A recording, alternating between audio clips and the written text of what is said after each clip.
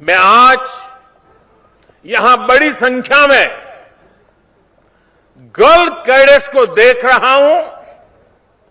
ये देश के बदलते मिजाज का प्रतीक है।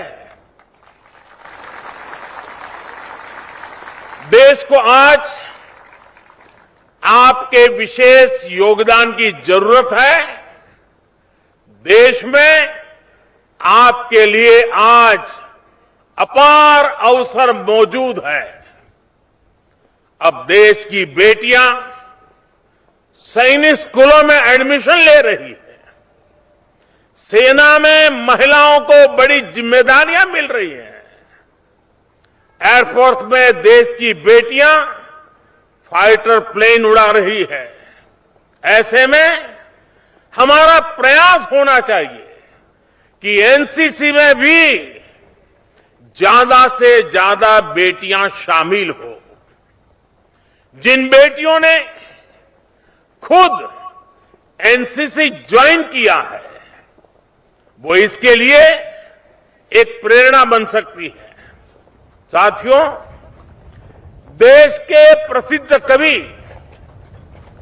माखनलाल जी चतुर्वेदी की एक कविता, और उस कविता की पंक्तियों में उन्होंने कहा, भूखंड बिछा, भूखंड बिछा आकाश ओढ़, नए नोदक ले, मोदक प्रहार, ब्रह्मांड हथेली पर उछाल, अपने जीवन धन को निहार।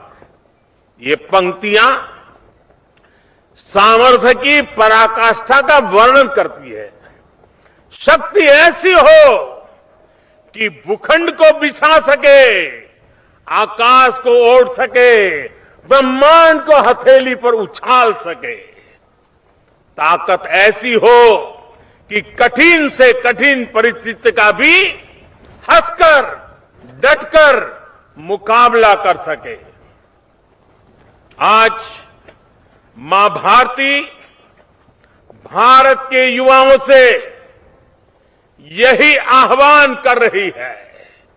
भूखंड बिछा, आकाश ओढ़, नए नोदक ले, मोदक प्रहार, ब्रह्मांड हथेली पर उछाल, अपने जीवन धन को निहार। आने वाले 25 साल का अमृतकाल देशभक्ति के ज्वार का है। और आज चुनौती इस बात की नहीं है कि दुनिया में कोई इसे स्वीकार करेगा या नहीं। आज महत्व इस बात का है कि जब दुनिया भारत को इतनी उम्मीदों के साथ देख रही है, इतने भरोसे के साथ देख रही है, तो भारत अपने प्रयासों में कहीं से भी कमजोर तो नहीं पड़ जाएगा। आज आजादी के अमृत महोत्सव में भारत ने जो संकल्प लिए हैं, जो अभियान शुरू किए हैं, वो निरंतर नई ऊर्जा पाते रहे। इसका बहुत बड़ा दायित्व हमारे देश के कोटि कोटि नौजवानों पर है। आज इस समय जितने भी युवक युवतियां एनसीसी में हैं, एनएसएस में हैं, उसमें से ज्यादातर इस शताब्दी में ही पैदा हुए हैं।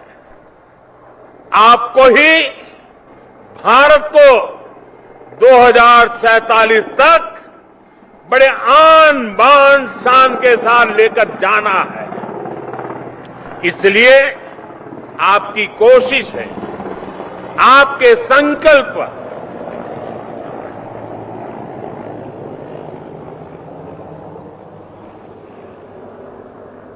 इसलिए आपकी कोशिश है, आपके संकल्प, उन संकल्पों की सिद्धि भारत की सिद्धि होगी, भारत की सफलता होगी। राष्ट्रभक्ति से बड़ी कोई तो भक्ति पीएम मोदी नहीं को आप होती। सुन रहे हैं, जो कि दिल्ली के करियप्पा ग्राउंड में एनसीसी के कार्यक्रम में आप जो है संबोधित कर रहे हैं।